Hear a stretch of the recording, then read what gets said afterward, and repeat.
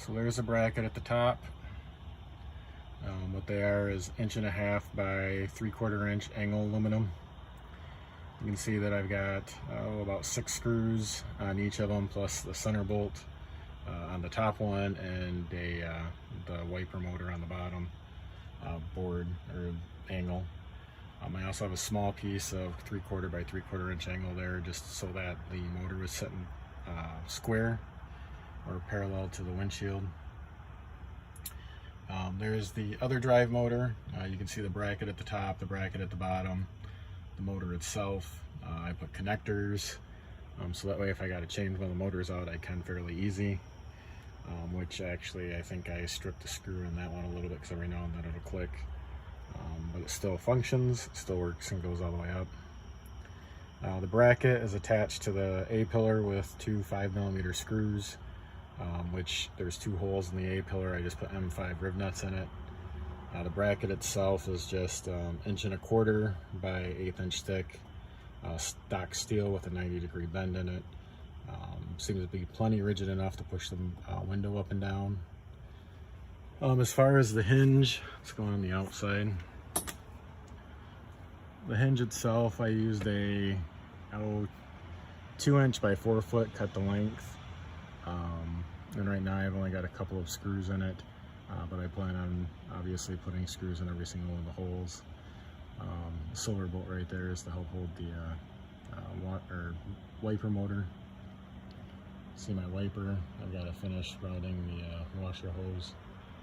But you can see the hinge is on both sides, and again, like I said, is I'll end up bolting to that the 2 halves of the window, as well as that 1.5" by 3/4 inch angle iron that's there, or angle aluminum, sorry. You can see I've got a little sample of what I'm planning on using for like a gasket. Basically it's like a garage door gasket. It's got tape on one side, so I plan on sticking that to the bottom of the hinge and just kind of letting it float up on the top. Again, trying to keep some water out. I can also put in between those 2 pieces of aluminum a small gasket there. I had to drill 2 holes for the lower bracket, and again, just holes to attach the angle aluminum across the windshield portion and then the top portion. What I ended up doing is, when you look at the windshield, there's a bend here, there's a bend here, there's another bend, and then it's flat up top. So there's like 3 bends in it. I just cut across basically the one right above the wiper motor. Probably took about 1/8 inch of material off it, just again so that that piano hinge will sit in there pretty good. And I don't know if we'll be able to see it in there.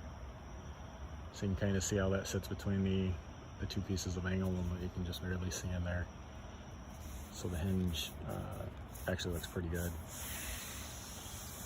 So that's what I've done so far. I need to obviously test it out a little bit more with regards to actually running trails with it.